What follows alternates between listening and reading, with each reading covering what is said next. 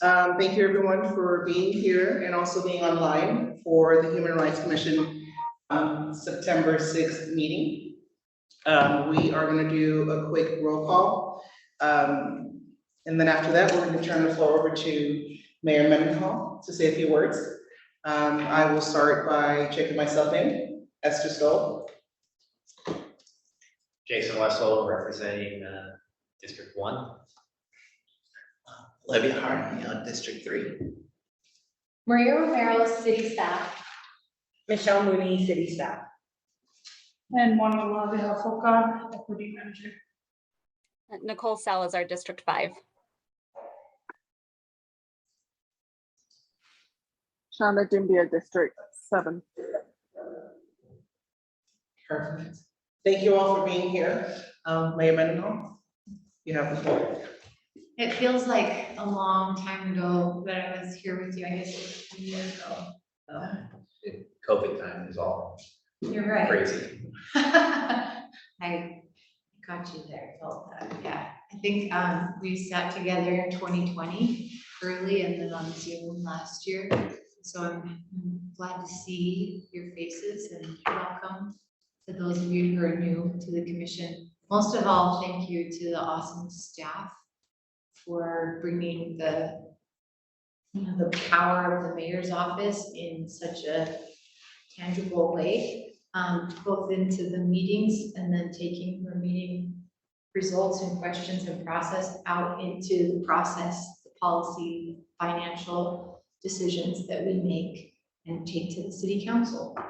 So I hope that you feel the value and the priority that your work is to my administration and the gratitude that we feel as public servants and your employees as city residents to have your volunteer time help us make Salt Lake City a better place for everyone who lives here, and acknowledging that that means dismantling some parts of city government, whether they are hiring practices, engagement, traditions, places of meaning, compensation or lack of compensation for participation, language access, all abilities access, and helping us construct them in a real equitable way for the public, because many systems are not broken, they were built to be discriminatory, and we acknowledge the history of that in so many facets of government at large and government specifically at the city level as well. So equity at the hub of city government has function with the community traction on the ground to actually happen because of your continual evaluation and honest feedback and recommendations to us. We couldn't do this work without you. So I don't have any requests for you in terms of your outcomes or the way you're working, except that you tell me what you need from me in order to see things that you are identifying and desiring for our city's future to be more realized. What can I do to support you better?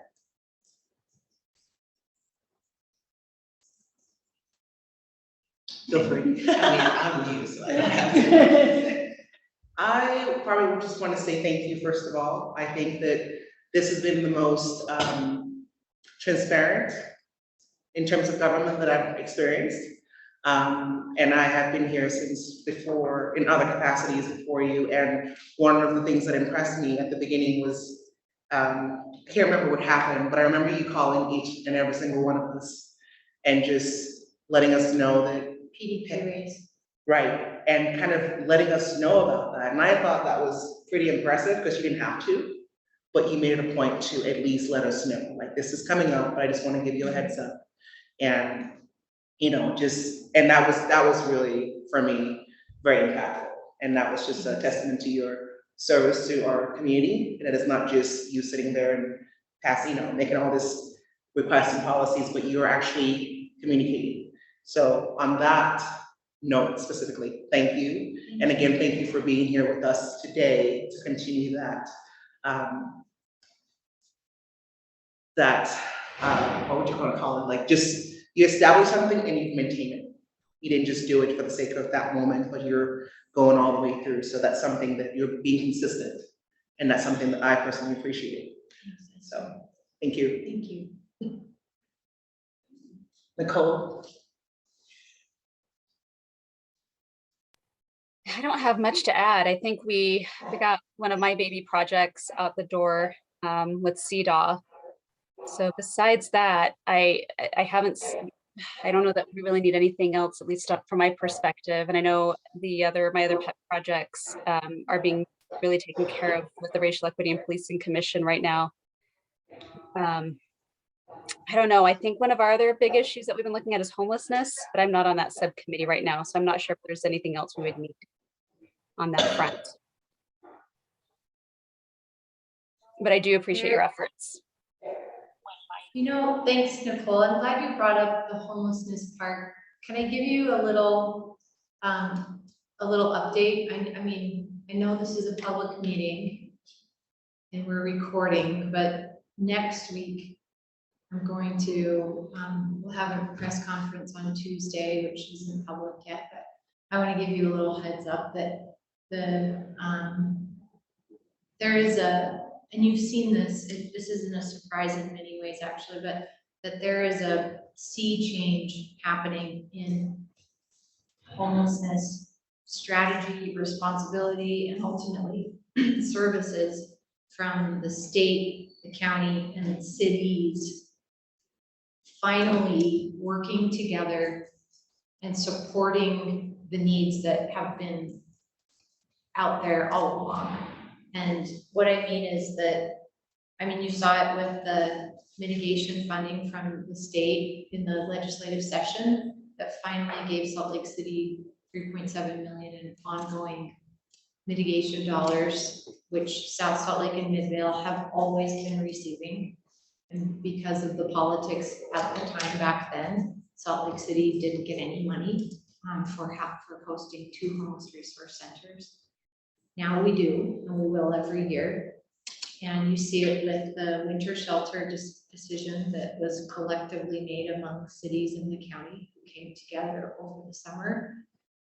After Representative Elison's bill said, if you guys want to decide together where to put a winter shelter, you can do that and offer it to the state and we'll tell you yes or no. And actually, today, it was in the paper yesterday that it's going to be in Mill Creek. It's about 120 beds, which is not sufficient. But there will be additional locations, but this is the first time that other cities have said, South Salt Lake and Salt Lake City have done their part. They're doing their part. We should step up and locate a winter shelter somewhere outside of South Salt Lake and Salt Lake City.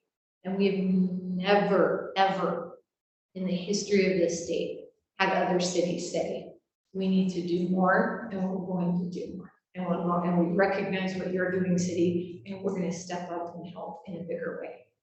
Now, Mill Creek has stepped up once before, but it was through their own volition with Mayor Silvestrini working with the service providers. This was a collective effort of cities bringing properties to the table, evaluating them with the service providers, and then evaluating their access. So the third thing is the 400 person point in time count that counts how many individuals in the county don't fit into the system, meaning we're short 400 beds in the county. And that's a number that's grown as it is across the country year over year. When I came in January of 20, we stood up a winter shelter at the Sugar House former DI site, and we needed to sleep about 180 to 200 people. And then the next year is our 3rd winter that we've done. The next year was at the Airport Inn. We needed to sleep 300, 280 to 300. And then this last winter was Ramada, the former Ramada North Temple. We needed to sleep 300. So now our point time counts at 400 for the county. And the pandemic numbers and the housing issues it's not a surprise actually. So what we need is housing, obviously, for people who are on our streets today, people who are in the homeless resource centers, who are ready to get into housing, but for the availability of it. And that's where the state's 55 million in affordable housing in the legislative session comes in, where they must allocate half of that, 27.5 million, to Salt Lake County. And they are about to announce, actually, the Utah Homeless Council that I serve on with some other mayors and service providers on Friday, will be receiving basically the recommendation from Wayne Niederhauser's office at the state on which projects to support. And the part that I'm sharing with you early right now is that, is this live on Facebook? It's not nice. We'll upload it after. No, I'll be concise though. yeah. There are some projects that are going to get funding, and that in total, they're all projects that will be activating existing buildings. So adaptive reuse, so they can come online very quickly. And in total, there'll be more than 400. In Salt Lake County. Yes. And they're not all in Salt Lake City. And this is like, we have never been here before, where we can look, we as the statewide system can look a person in the eye and say, there is a bed for you. And actually, these 400 plus are not just shelter beds, it's permanent supportive housing. It's phenomenal. So it's. What are they announcing this officially? Because I really want to keep track of The it. Utah Homeless Council meeting is on Friday afternoon. And that's a publicly open meeting. But the media hasn't. I can share the minutes. Okay, please. So I've joined the Salt Lake Valley Commission to End Homelessness, and a couple of their committees. That's what I guess Andrew put us in touch with.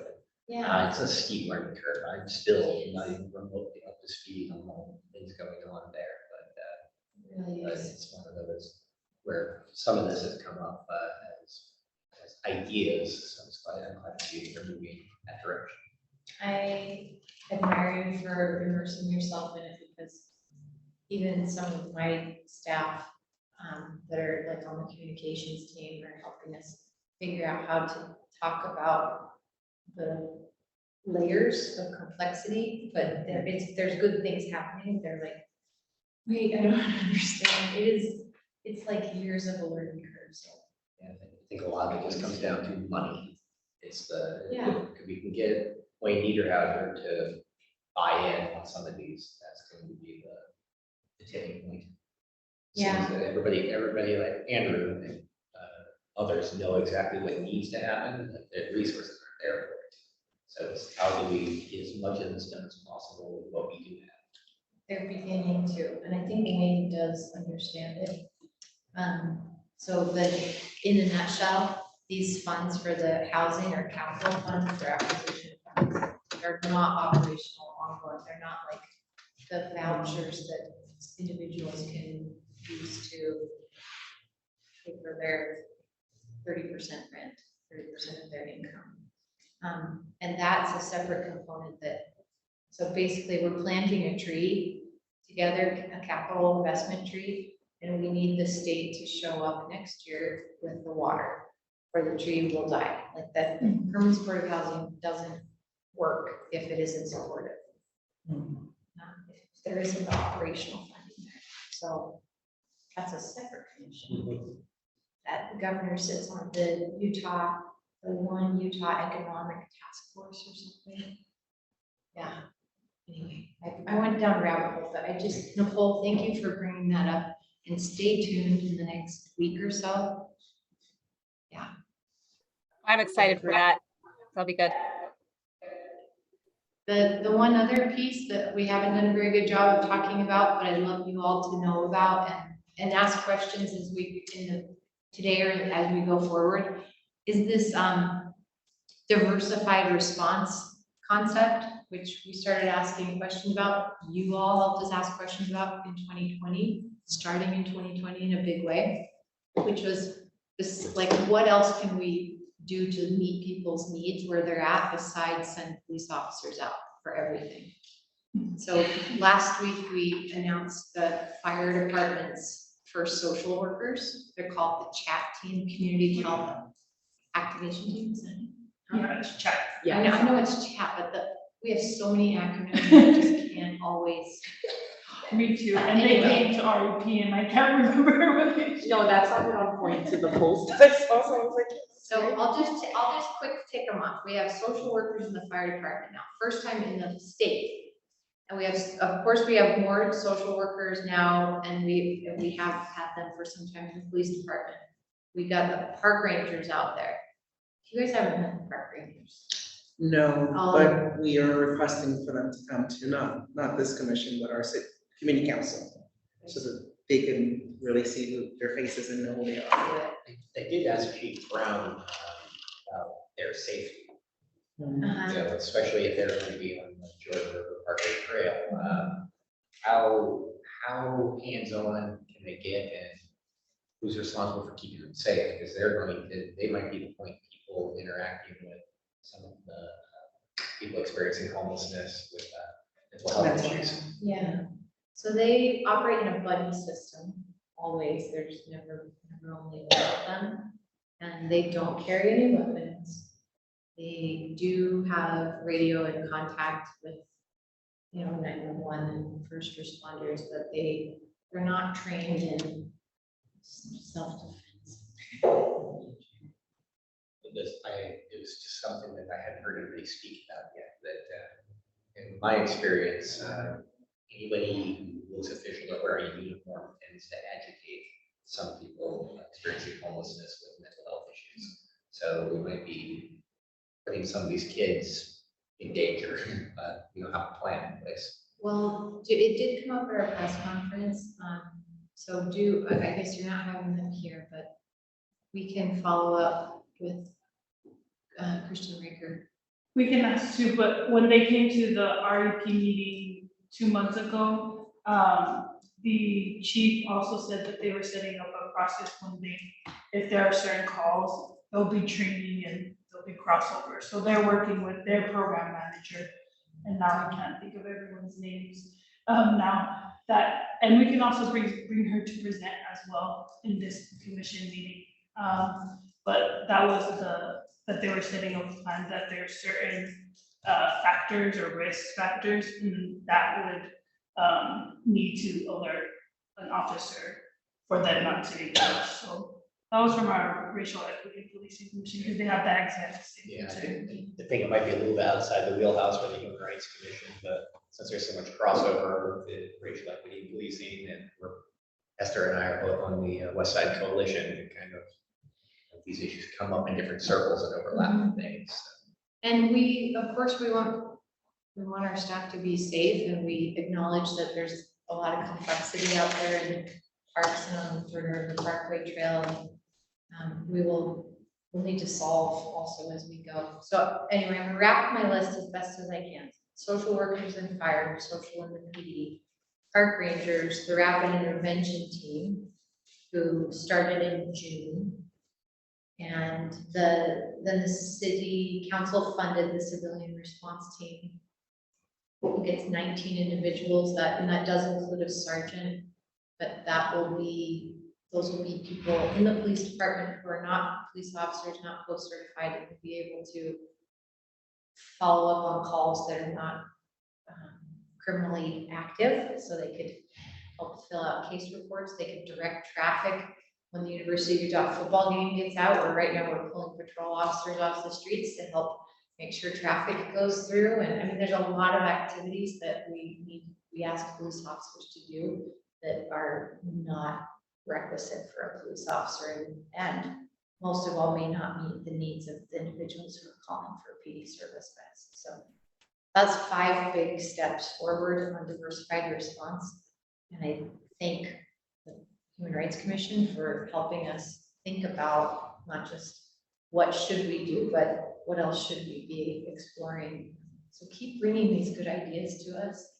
Send us articles from around the country or wherever you hear about innovative new approaches happening, and let us do the research on them. And she really does need that, send her articles. I just not watch that movie. Oh, it's okay. I think our other subcommittee, that we're just trying to get off the ground is on refugees and new Americans. Commissioner Dumbia is kind of going to be taking point on that. If, Shauna, do you have anything you want to say on the topic? I don't really have anything to say yet, other than thank you to the mayor for coming in, and I appreciate the fact that this is a subject that's important enough that we've got something like this available, and it is on the mind, because of course we've got a lot of refugees and new Americans in our city that are being underserved and underrepresented.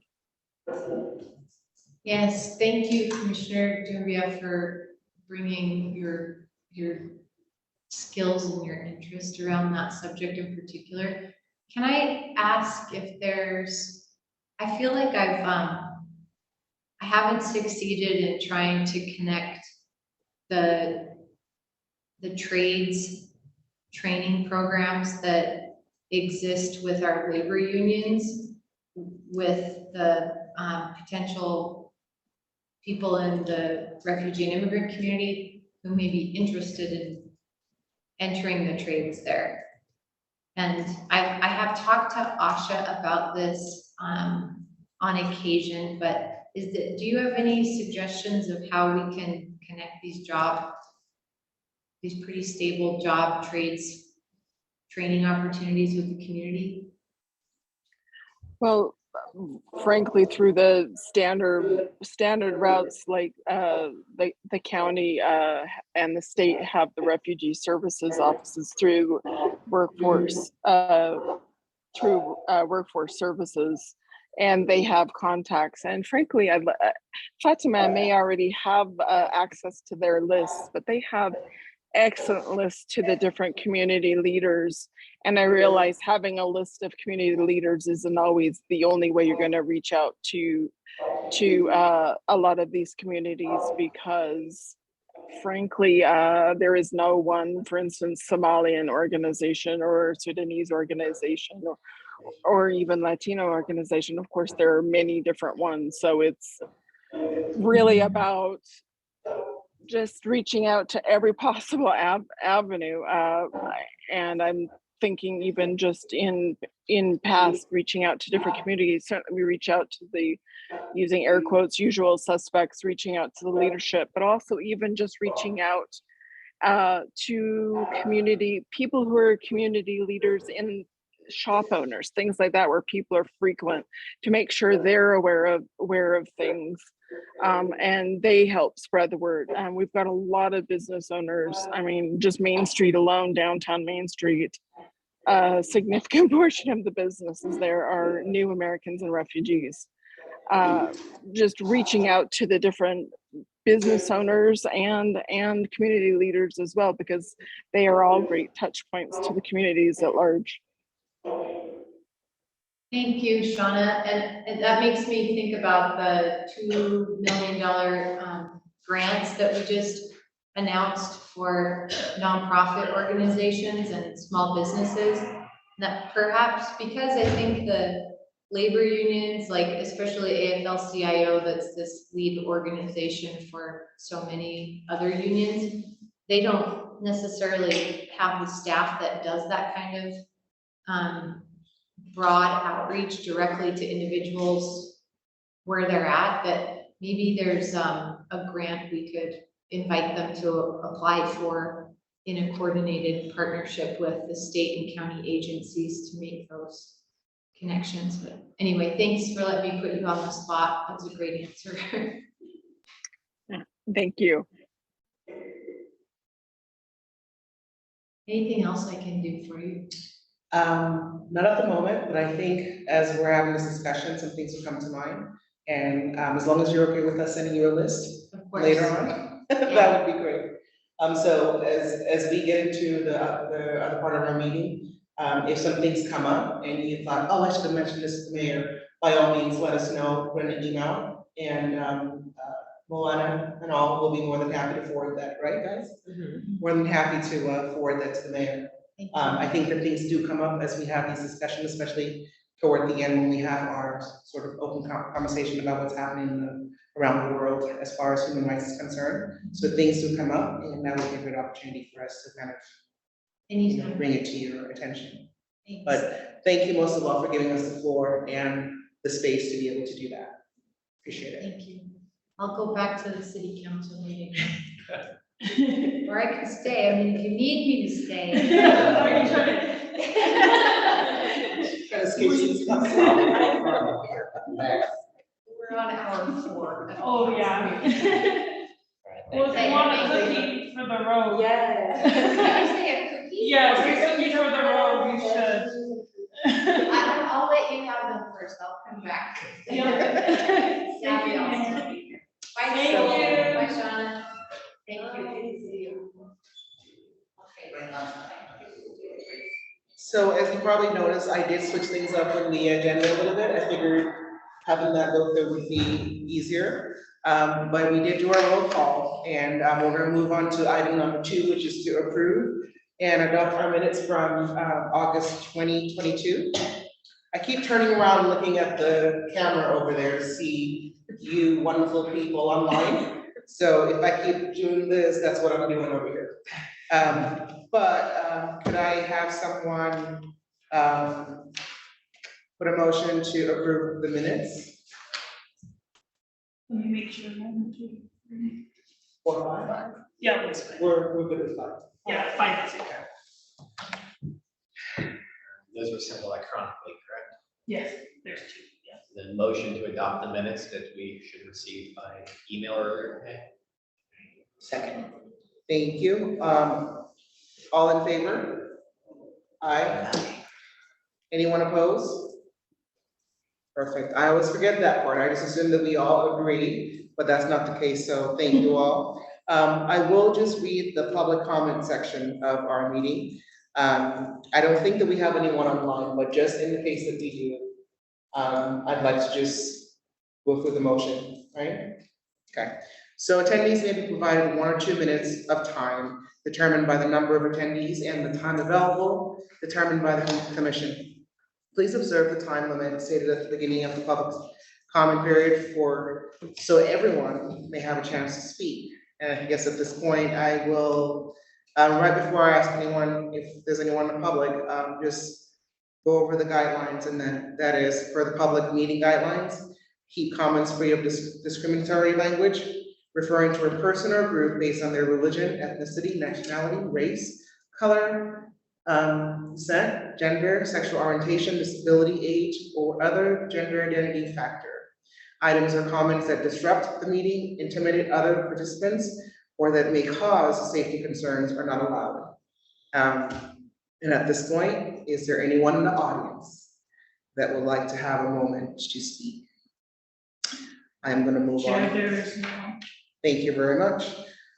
We have had our item number 4, which was the mayor's visit. We moved that to the beginning of our agenda. And at this time, I would like to pass give Juana the floor to discuss our end of year report. Juana? All right, y'all can hear me, right?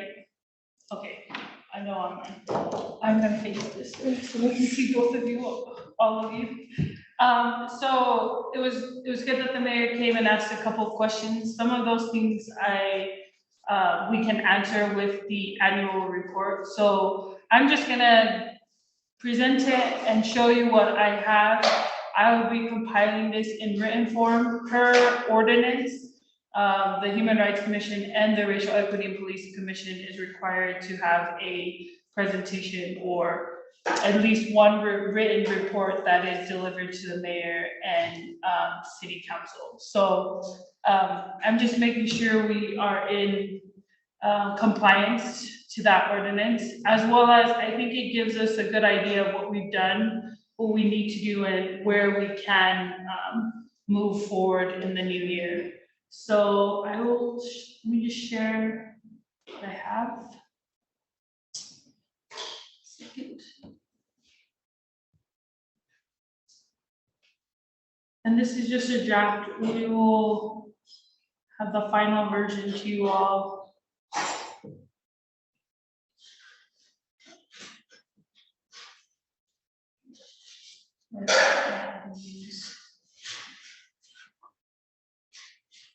First day.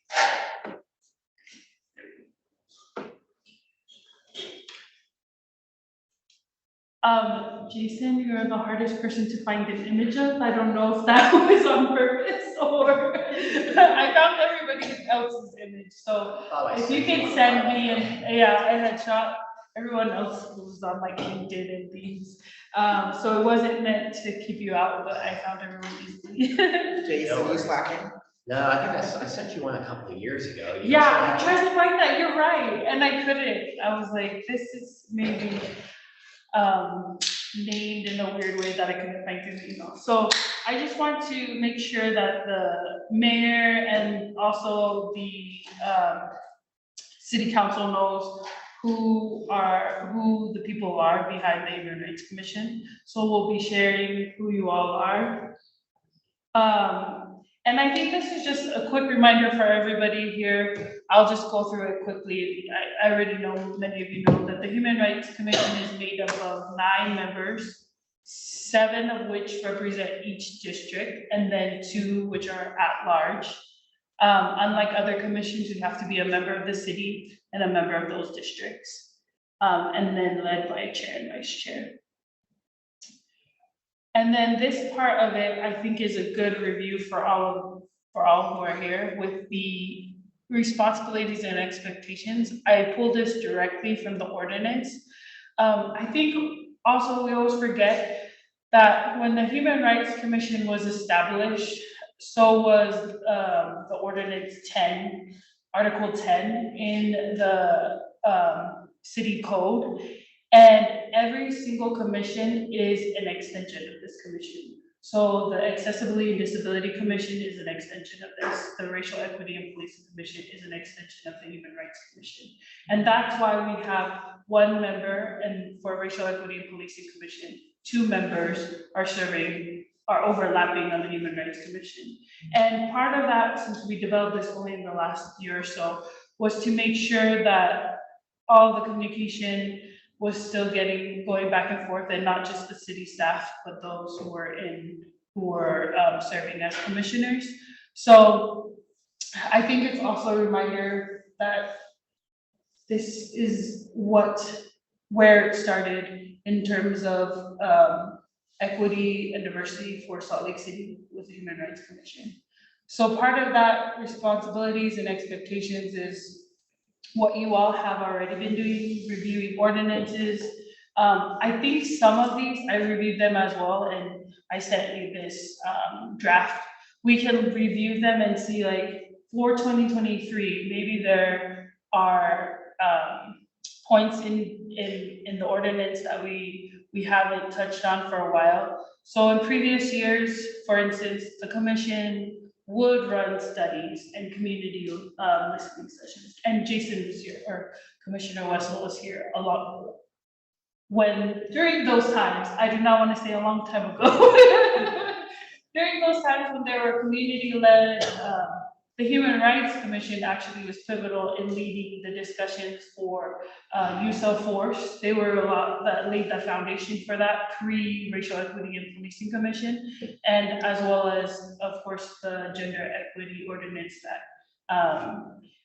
was just passed. So thinking about those things for the future, that is all within the purview of the Human Rights Commission. So I just listed what the ordinance says right there: research, conduct factual data, and then investigate opportunities to foster non-discrimination education, and then partner with other institutions. So that's just a quick rundown. And then if you see here, we still have to provide in writing to the mayor and city council what we're doing right here, an annual report. And then these are just, of course, attend monthly meetings, just requirements for folks, and then what monthly subcommittees or when necessary. So giving just highlights for the year along this visual is just, we established priorities in January. We were able to complete one of those very important ones that has overtaking some of our lives for the last 10 years. And then right now, we're in the process of compiling more recommendations from our other subcommittees so that we can present in December. These are the priorities I recorded at the beginning of the year and then I organized them through the subcommittees. So of course, CDOT, you all the HRC will seek to adopt a city ordinance. This is what I wrote for our very first meeting in January. Adopt a city ordinance that protects women and girls from gender discrimination. Then the second one was homelessness. The HRC will seek to review and address homelessness policy and programs and provide recommendations. And the same for gentrification and refugees and Native Americans. So that's the measure by which I was looking at to list all the different things we've done in 2022. The other part of it too is if you all have anything that I've missed, and I'll still be meeting with the chair and vice chair about this, because when I was going through my notes, I'm like, I think I've missed some, but this is a draft, of course, and that's why I'm bringing it to early in the game. So for CDAW, we were able to research and research all those that were already adopted across the nation. And then the subcommittee assisted in drafting that ordinance, which was eventually passed, adopted and codified by the mayor and city council. With the commission for. Can I just add to that? Oh, yeah. Rwanda makes it seem like it sound like it was very easy. I would just like to add that by the time I came on the commission, this CDOT thing had been going on for years. And then when it got reactivated, Moana had to go in and find, along with Jason and his notes, which were not online, right? And go through and compile all that information, sift through all of them, and then get to where that they were able to even review something, work with the city lawyer attorneys, and get the language right, along with Nicole at that point. So as much as she's just rambling through here very quickly, I just want to point out that this was not just something that it just happened like that. It took a while. And the reason why I want to point that out is because I don't want anyone to assume that just because we bring something to the table, that we're going to finish it right away. CDOT is probably one of those things that was very important.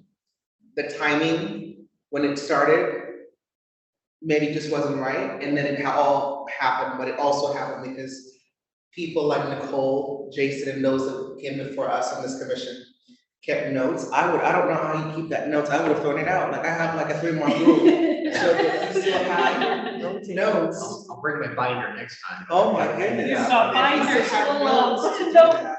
It's very impressive. And so I just want to say thank you to Moana for working with everyone to get back on track and then push this along. So to those coming, sometimes things may take a while, but don't be discouraged. We have a lot of good projects, focuses coming up, and I don't want anyone to be discouraged with those, because when the time comes, those things will happen too. So keep good notes.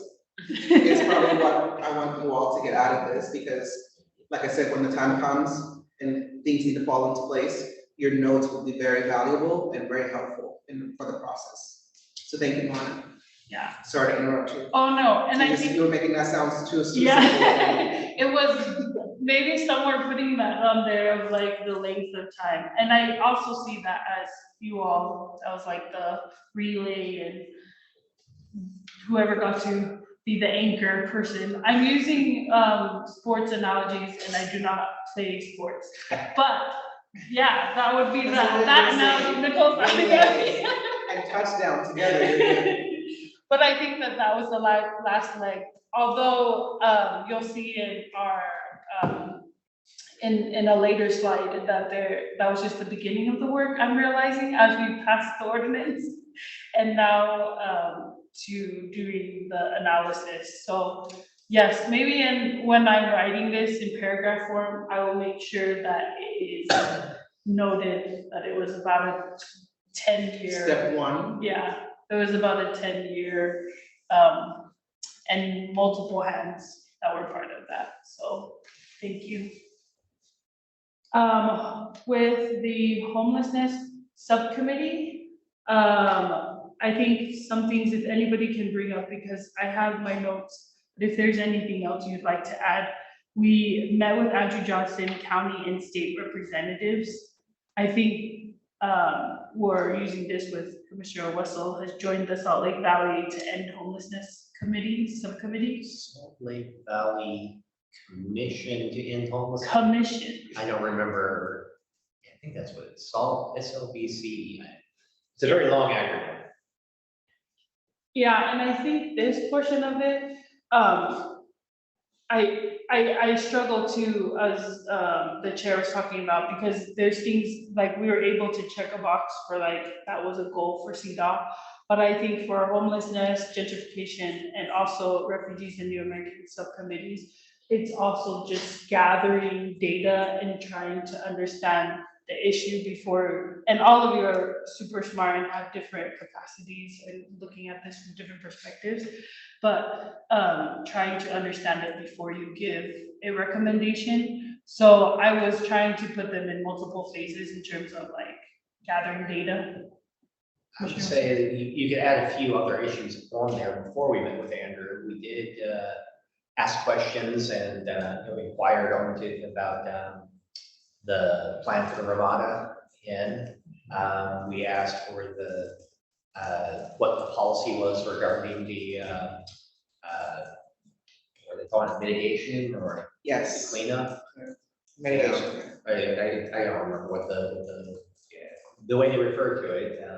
We asked for specific details about weather conditions, on numbers of people, that kind of stuff. How do they make sure that they have the bed space before they go and clear out of camp? Right.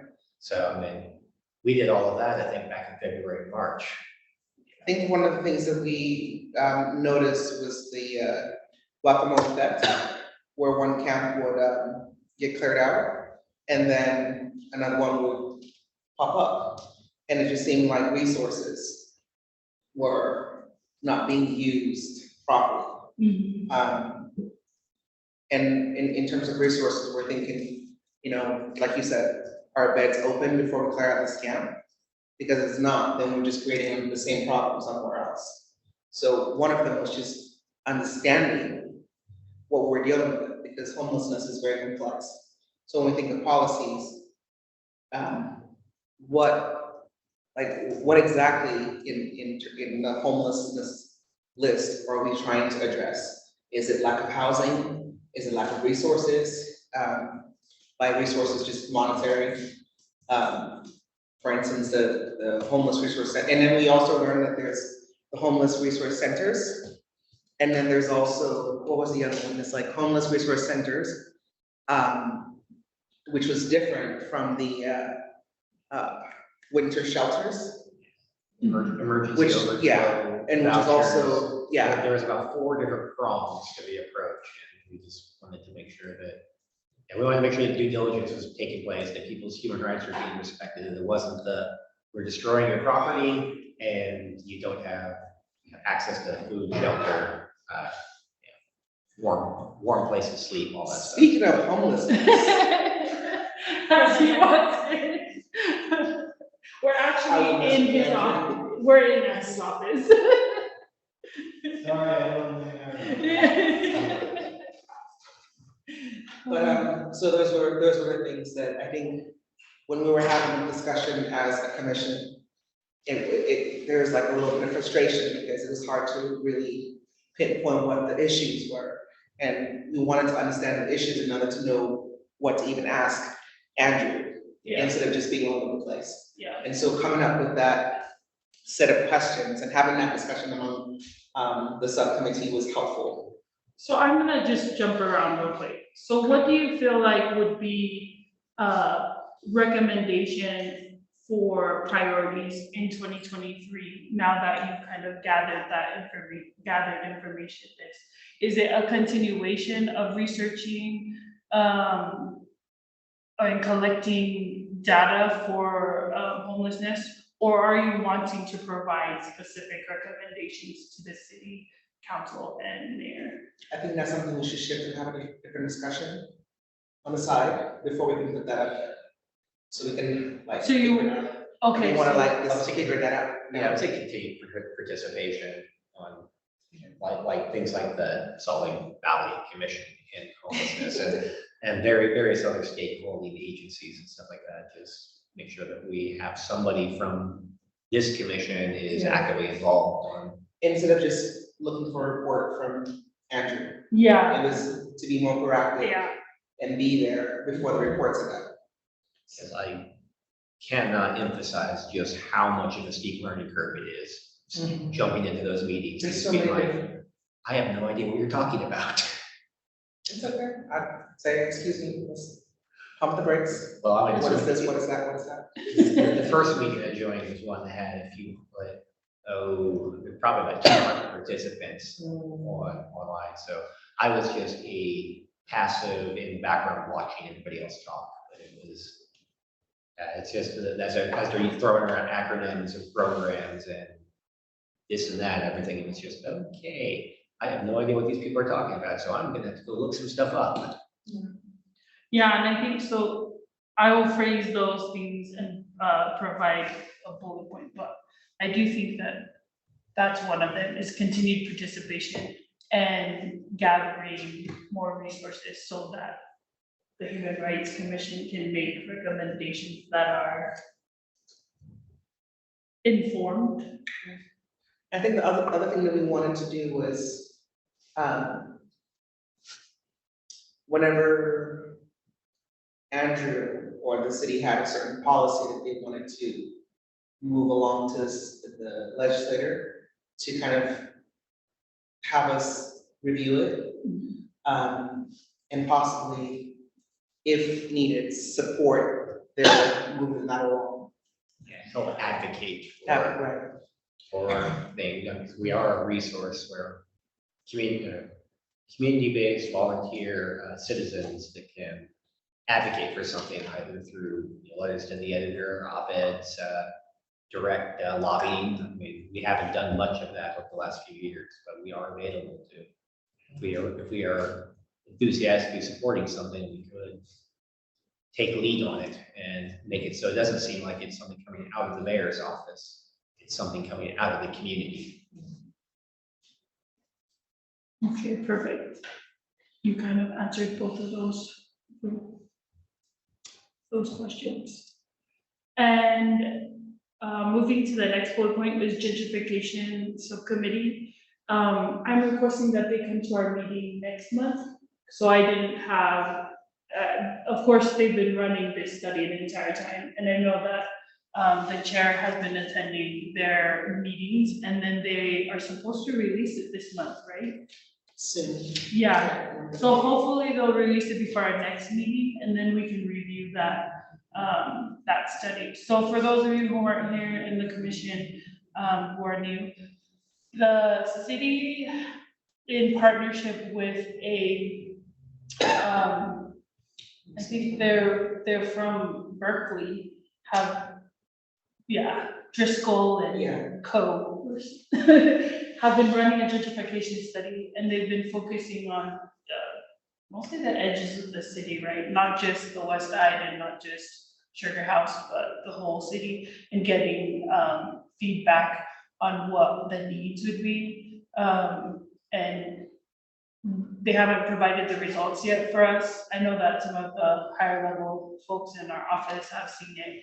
But once that's released, then we can bring it back to the subcommittee and review what their results were. So, It's called Thriving in Place.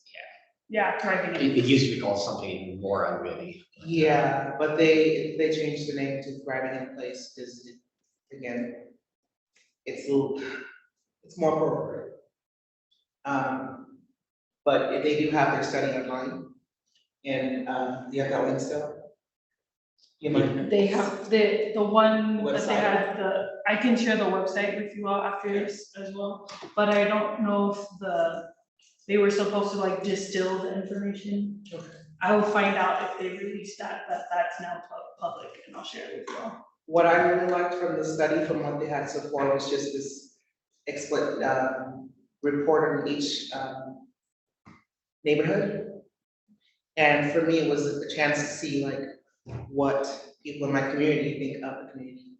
And I learned something about that because in Poplar Grove, we have 2 new neighborhoods that we don't even like think of.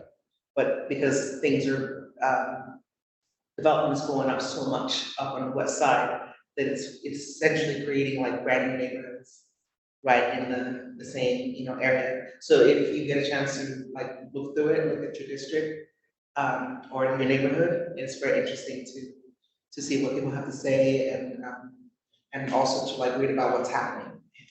Yeah, like, for example, on our side, on the west side, we don't worry about like EDUs. It's just not an issue.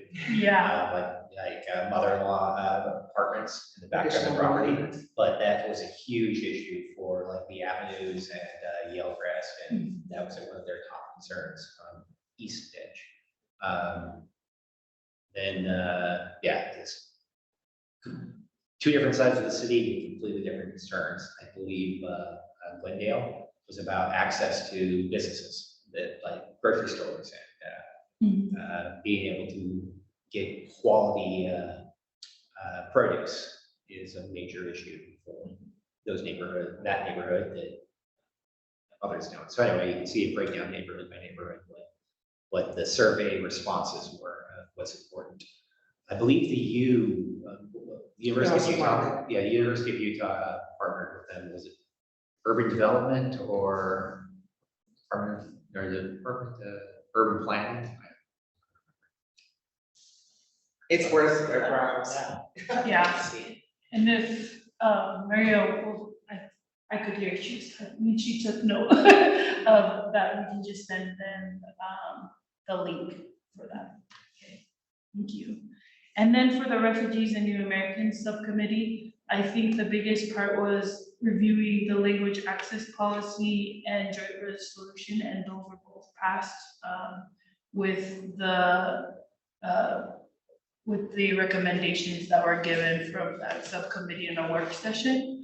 The other piece to that is Commissioner Dubia asked a couple of questions that we'll be answering. We have a meeting set for next Tuesday, the subcommittee.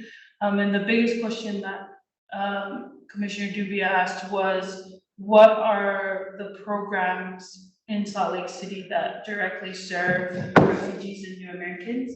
And so what our DEI team is doing right now is we're compiling all of those and making a list. So we'll have an update for you all before the end of the year, and we'll put this in.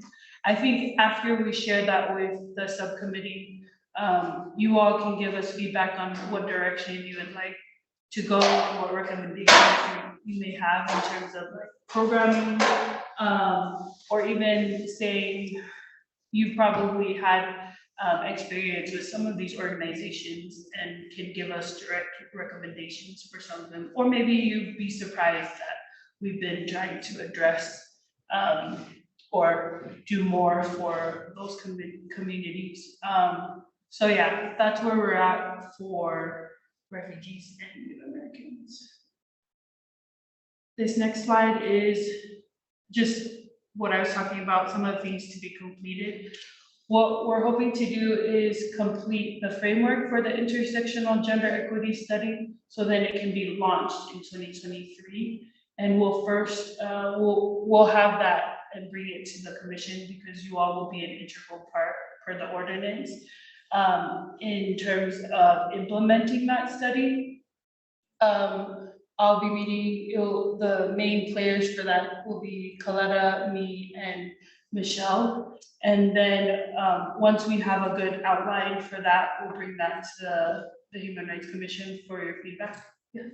I recall we were discussing last year about after we got CDOT past the city council, using this as sort of a backdoor into creating a full gender equity and inclusion tool, rather than it being just a gender equity study, having that be one component of a larger tool. So to give you an FYI, that was part of the conversation we were having, was that it could be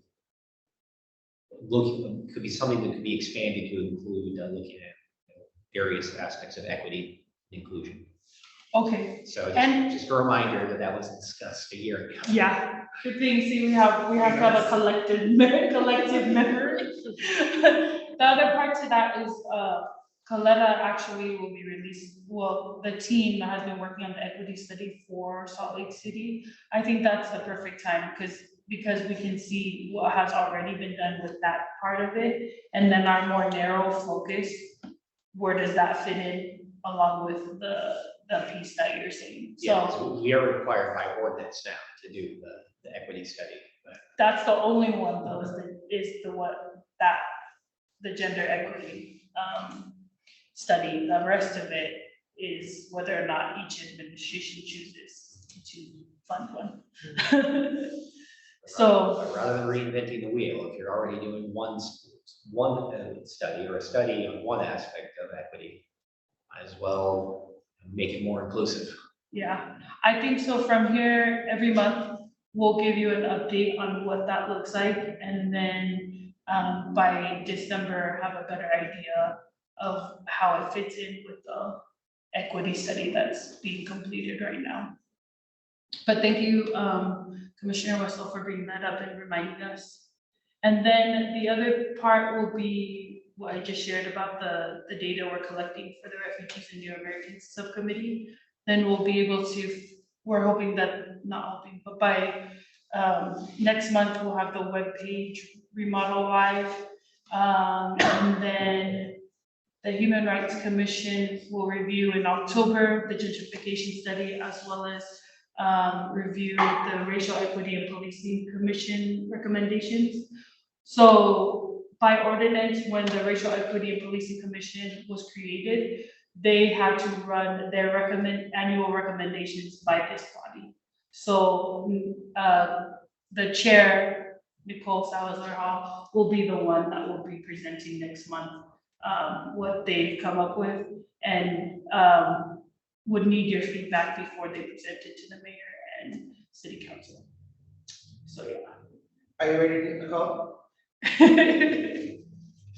Come prepared for tough questions. Ask all the questions to Nicole, not me.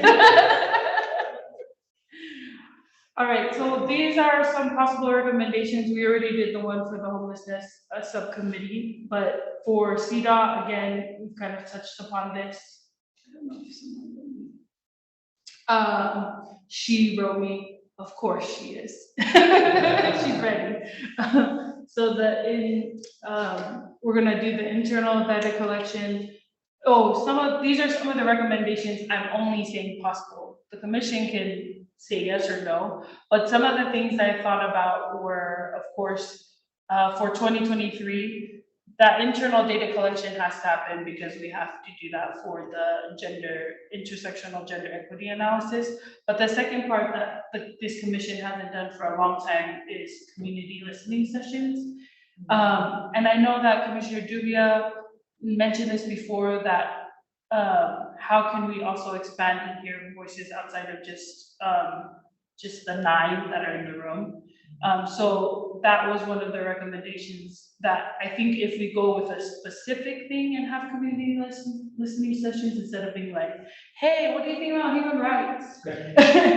And really using the model that the Human Rights Commission did with the women's study back in 2011 and 2012.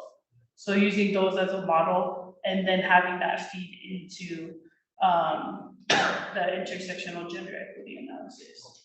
Could you give a quick synopsis of, or a quick overview of what that looked like? I wasn't here in 2012. Okay, so in 2020, I was not here either, but I read the report. And so with the report, what they did is they did small focus groups all across different parts of the city. So one of them, for example, was done at the Sorensen Community Center, and that focused on women on the west side.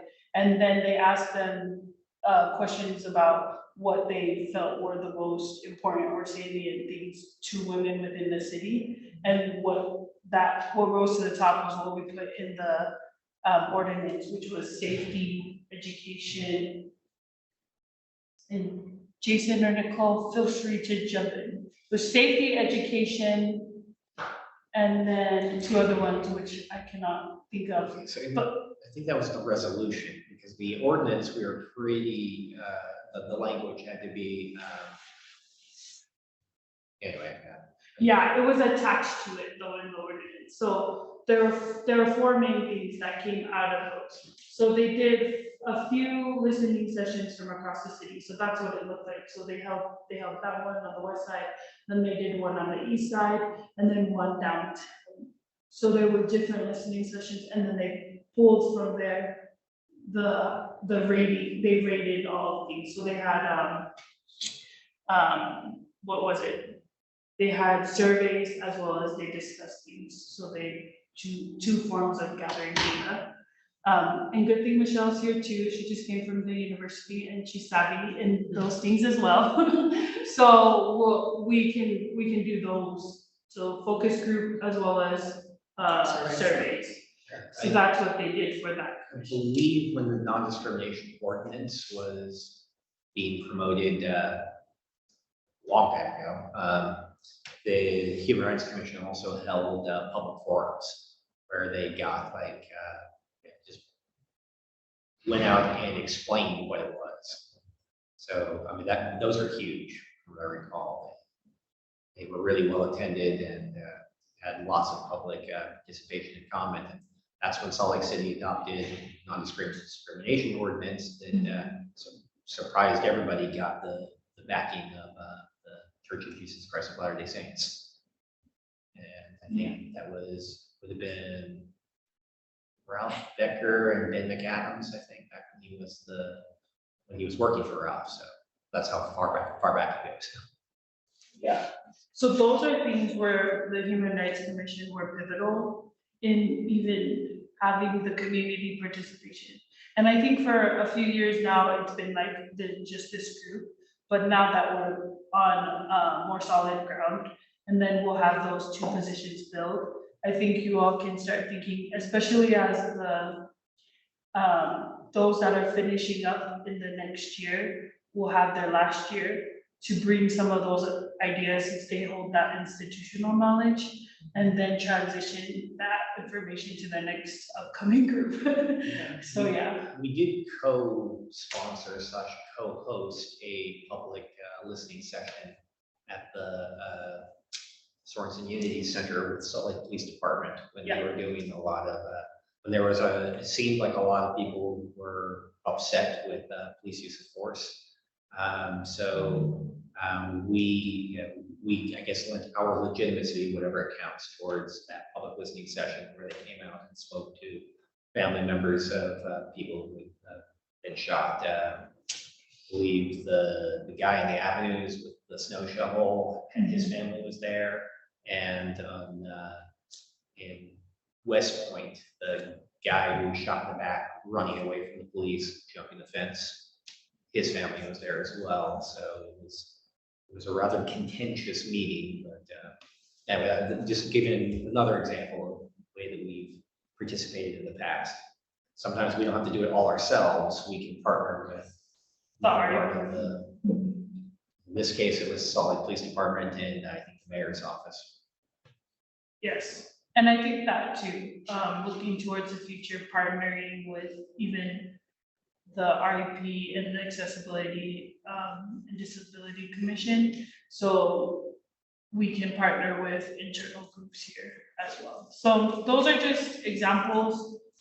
We don't have to directly do them, but I do think having those recommendations for 2023 and setting everyone up so that what I just seen even in terms as the manager of these commissions is if we're thinking preemptively about where our priorities are in November, December, then by January, we've already started to move towards those goals instead of like, wait, now what should we think of this year? So I do think this process and re-implementing it, which it's in code. So hopefully, not hopefully, even when we're not here, that they'll continue this process so that we're working on these things and they go from year to year. So I can leave that community listening session and I'll have different iterations of that in one kind of written form, which you said, like with public comment, a public forum or smaller focus groups, whatever that looks like. We already talked about that homelessness group and then the gentrification. I think we still need everybody needs to review what the outcomes were and have the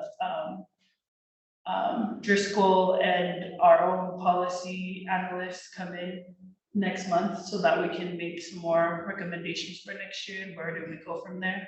And then for the refugee and new Americans, I think that it would be really helpful for 2023 is for the subcommittee plan that we're creating in the next subcommittee meeting that will have possibly any of those recommendations from Commissioner Dubia as well as Commissioner Berneri.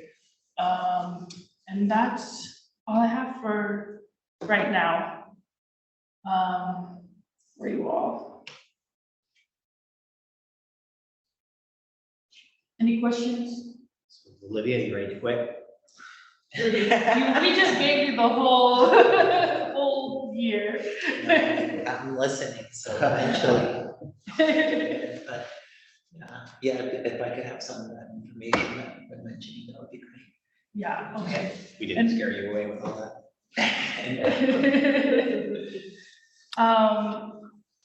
I have a question if I may. Yes. I know we've talked about it in passing in the past, about what the city does as far as asking people to self-identify on different city-related forms. Can we review in the coming months? I'd like to review that and understand that better. Okay, the specific one, my understanding, Commissioner Dubia, is to review how the city is collecting on forms when they're asking people to self-identify. And I can use this as an example. I received and Mon, I know you may recall this, a few months ago, I received a survey from the city regarding my thoughts on that 21st South corridor in Sugar House. That's, the heavy traffic area. And at the end of the asking the questions, I had an opportunity to self-identify, and I felt like it was in 1985, frankly. Yeah, I think that's a good and specific recommendation, actually, Commissioner Dubia, of like, if we review it, how the folks are collecting that data, and then provide a recommendation, just like you did in the email where you're like, this has a space where you're not really paying attention to, because marginalized communities are also multiple ethnicities. Is that the one you're referring to? Yes. Yeah. Right. And then Where basically participants were allowed to identify as Black, white, Hispanic, Asian, or other. Mm-hmm. Yeah, and I do think that could even be, we can ask the question, and before the end of the year, that could possibly be a recommendation, because when you brought it up too, I was like, oh, how do they collect that data? We're having similar understanding as well with the Racial Equity and Policing Commission, where we're trying to figure out how they collect data only for that specific department. And I know that Coletta, when they were gathering information for the equity study, she'll probably shed some light on this as well. So, but I think the more recommendations we have from different places, that can highlight for the mayor that maybe this is something we should review. If the Racial Equity and Policing Commission, the Human Rights Commission, and Equity Study has noted that there should be some kind of standard. So yes, I'll have that noted too, and we can see who can come in and talk about that. if Coletta has a specific person about data analysis, that the IMS, maybe from IMS perspective, as well as like, we'll have updates from the equity plan. So thank you, Well- Commissioner Dubia. Yeah, thank you. And I'm interested to know if it's standardized across the city or if each department within the city creates their own version. From off the top of my head, yeah, I think that the standardized portion may be the recommendation that you, just from my experiences with all the different commissions, Commissioner Dubia, don't quote me until I have confirmation, but from my experience with all of these different departments, I'm like, wait, is there a standard form? So yeah, I will get the answer for you, the official answer, but I think you are onto something. All right, thank you. Recommend wording other than other. Yeah, That's like literally the definition of occidentalism. It's calling somebody the other. Yeah, Thank you very much. I personally find they're incredibly insulting. yeah, it's problematic. The language access coordinator, Yes, this would be their purview. Would it- For them No, to I just see think- how the, wouldn't, no, so who would, I guess I'm trying to figure out like, so I think that would be with our equity team and Coletta, who is in charge of being, attending the cabinet level meetings. Right. So we would have an internal discussion about having that as a specific example of how equity, looks within the city. maybe overlooked, yeah. Yeah, Okay. so that like the collection of data in and of itself. Yeah, which I think that that's a perfect example of what the Human Rights Commission should and has purview on providing recommendations for. So I'll get that information to see who and where we can place that and then follow up next month. Commissioner Dumbia, thank you so much for catching that and speaking up about it. I think it's very beneficial that the city is consistent with what they're trying to put forth.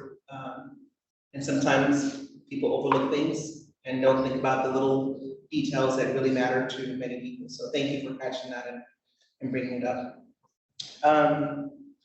We are going to, and we want to thank you very much for that presentation. We're going to move on to our Human Rights Day celebration and talk about some things that we have together so far. Moana, I will shift that over. Michelle, oh, Michelle. She's gonna be. Hi, Michelle. Michelle will go ahead and discuss the Human Rights Celebration. Yes. Before you get started, Ron, I'm just thinking of this quickly. Can we get a list of who has been given the awards for the last several years, just so that we're not renominating people who've already received the award? Oh, yeah, that is a great idea. I'm looking to Moana like, do we have Yeah. that? I will have to do some digging. We have to do something. That might be more difficult than Commissioner Dubia's question. I was trying to come up with who I wanted, who to submit some nominations for. I'm like, wait a second, maybe they already got the award. So I don't want to renominate somebody, so I just like to have maybe a list for like the last 5. Okay, that's over. Yep, I'll do some digging for that. Thank you for that. We will have to find that information. So as we all know, Human Rights Day is on December 10th. The event will go from 6 to 8, and we have secured the Sorensen Unity Center from about 5 to 9. That incorporates setup and cleanup time. It will be a hybrid celebration, and just to kind of define that for this specific event, we will stream it as well as record the award ceremony, but we won't have it like zoomed in like this, like how we do these meetings. Yeah, that was just because it became, it was will a be lot, too yeah. difficult for them to do that at the same time. Right. So at least we'll have it on Facebook Live. And we could record the award ceremony to post on our YouTube channels as well.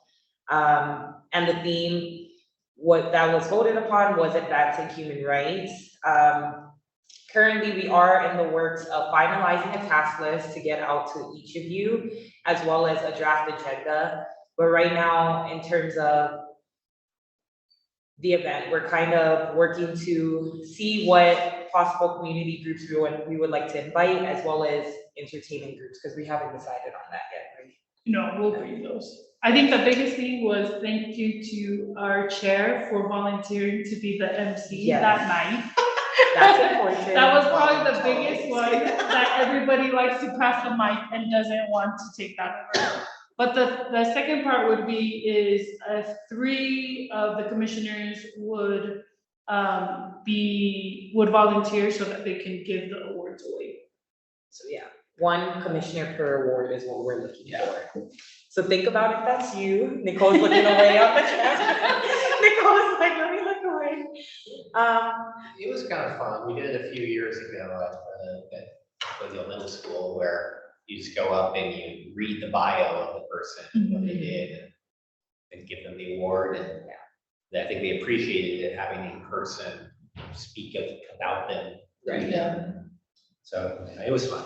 Yeah, and we can also determine it by who gets chosen, because a couple of the groups were near and dear to, they were directly connected, but the work that they were doing were in their communities. I remember Commissioner Dubia awarded one of, and she was, and good thing I'll have a list, I'll share the list, she was awesome, but she does work within the Muslim community, and that was a good way to be the representative or the presenter, because then she understood their bio and where they were coming from. So we can also match up, just want to give you a heads up on that.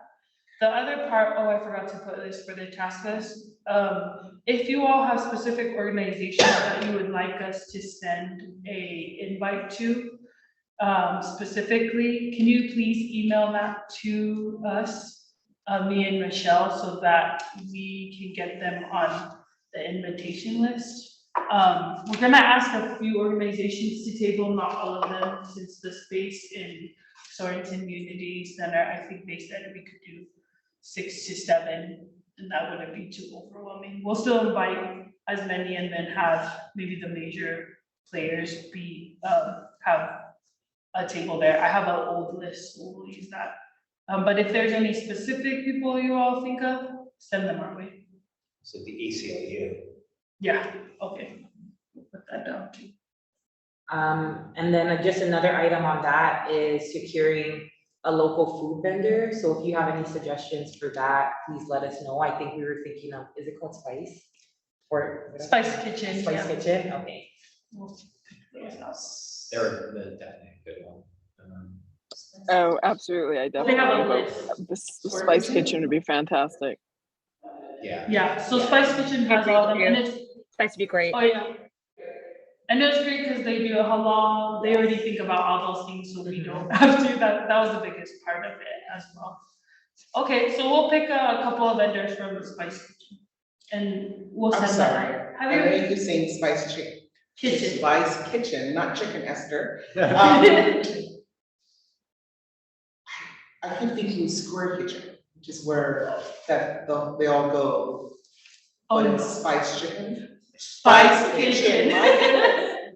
Okay, I'll so send where's you the- Spice Kitchen? I'll send you the link, so it's through, they only have a list of folks that are from immigrant, women-owned and refugee-owned, food vendors. And they're awesome because we used them before too, at the last one I organized. And they already thought of all the things that, to make it inclusive, as well as we're supporting those businesses.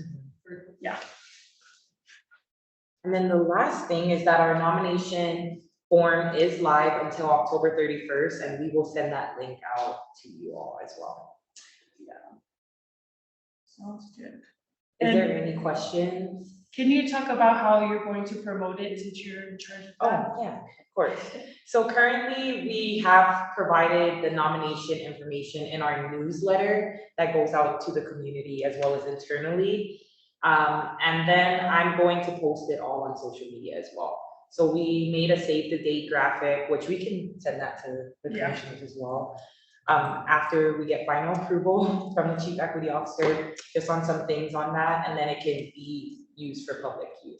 So that's kind of what I'm waiting for, and I will have that meeting with the Coletta tomorrow to make sure that flyer is approved to just go out on social media and those public forums. I recommend that you also include it in the briefings from the mayor's office to go out to the community councils. What's their point people that, I'm trying to remember what their official title is. What? Their point person? Yeah, I did, well, when somebody from the mayor's office speaks at the community council. Oh, what's their title? Community liaison. That's it, yeah. So Yeah.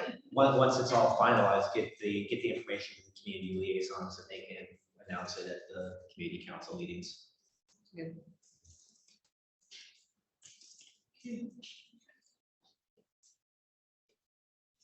And that's it for my side.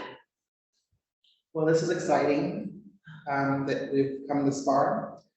Thank you everyone for your input, for helping staff get here. And thank you staff for definitely doing all the work. And then we'll just show up and party with you all.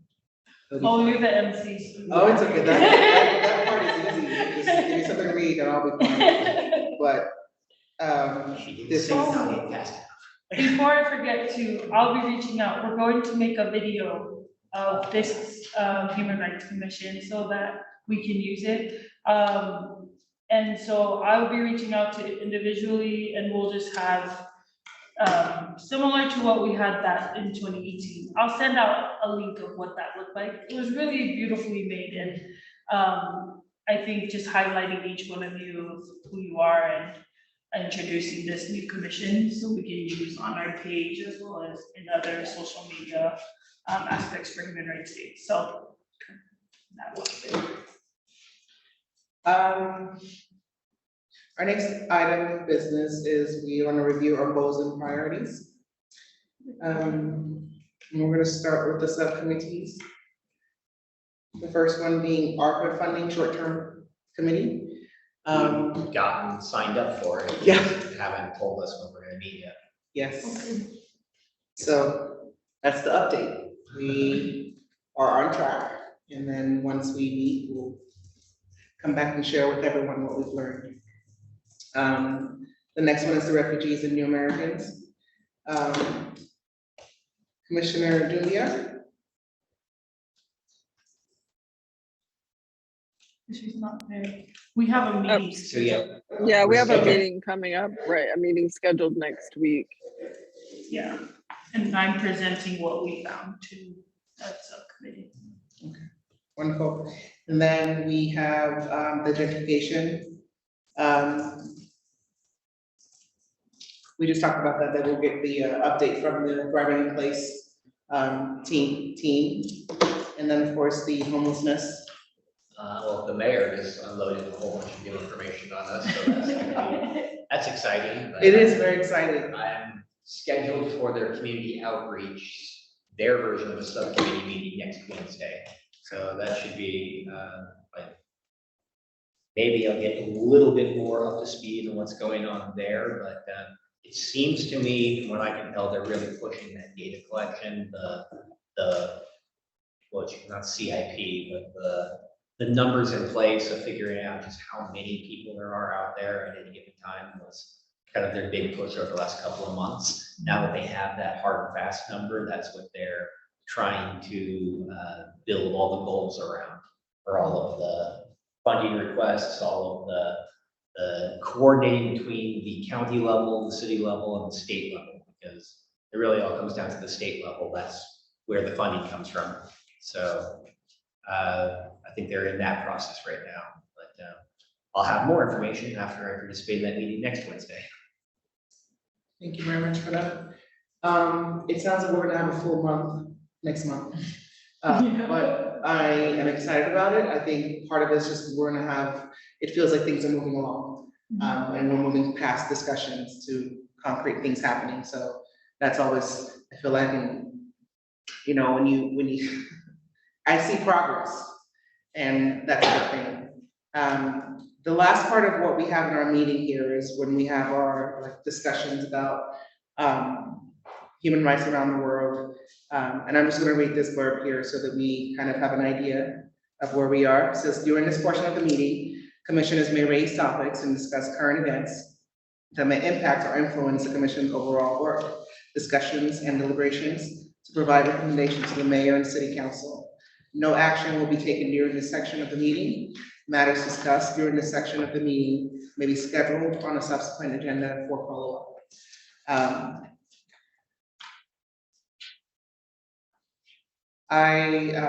I feel like this is where I really get to hear what everyone else is sort of noticing around the world. I think that sometimes we get into our box and remain there, but until you have discussion with other people, you don't really get to, that's when you get to understand the impact of what's happening elsewhere that you may not be aware of. So this is probably my favorite part of our meeting. Not that the other parts aren't good, but this is my favorite part because I feel it's more of conversations with my peers and an opportunity to just get an idea of what you're all seeing out there that I may have missed, but also that we can all share with one another. I don't particularly have a specific topic to share, so the floor is yours to add to that, add to my knowledge bank, help me learn as well. The UN recently acknowledged human rights violations against the Uyghurs in China. In the 11th hour on his way out the door, but it's a start. We'll take it. What were the specific things, or was just acknowledging? We didn't catch the last part, acknowledge the human rights violation of, what was that last part that you I said? think it was systemic and widespread human rights violations of the Uyghur people Oh, in okay. Western China. I'm sorry, I couldn't. Right, and with them putting in the Chinese government is calling them education camps, their form of concentration camp. And there's multiple accounts of women, sexual assault, torture, abuse.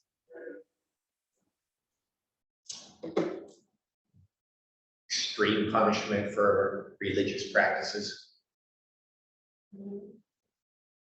Any overt display of Islam is how they end up being sent to the concentration camp.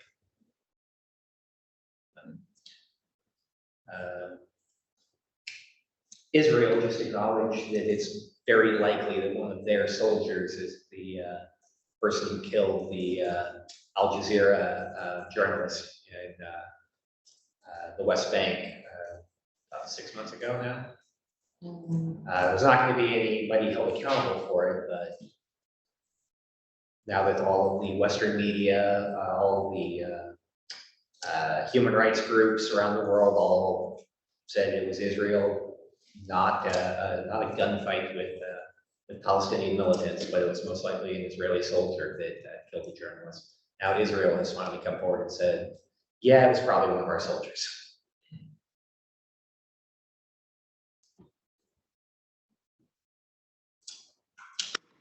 Aung San Suu Kyi and her form of government people have been, the ones that weren't executed last month have now been sentenced to hard labor. And she's early 70s. So that's not a good sign for a former Nobel Peace Prize laureate to be sentenced to hard labor.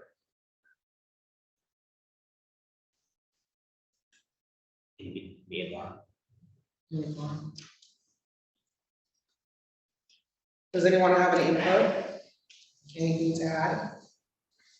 As much as this is my favorite part of the meeting, it's also the sadder part of the meeting to realize how unfair the world is to the basic, necessities that we should have in life. Thank you all for being here. And if anyone else doesn't have anything to add to this, we're gonna go ahead and close our meeting. We need no motions for that. We should do a motion. Would anyone like to present a motion to end our meeting? Second. Okay, any second? Second. Yeah. All in favor? Aye. Thank you all so much for taking your time to be here, to do the work that we're doing, and to dedicate your time to the city that we love. I appreciate each and every single one of you, and I don't think I say that enough, but know that I do. Appreciate it. Thank Thank you. you. Thank you. Thank you, everyone. I'll be there next month in person. Okay. So hope to see you guys.